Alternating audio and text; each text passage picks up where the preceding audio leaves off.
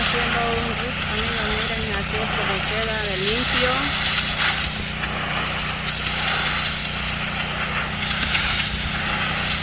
Se le quita todo lo negro, todo lo sucio y ahí va quedando, miren. Esta es la parte limpia y esta es la parte sucia. Bien. Saludos, amigos, y bendiciones a cada uno de ustedes que me están apoyando en mi canal de YouTube.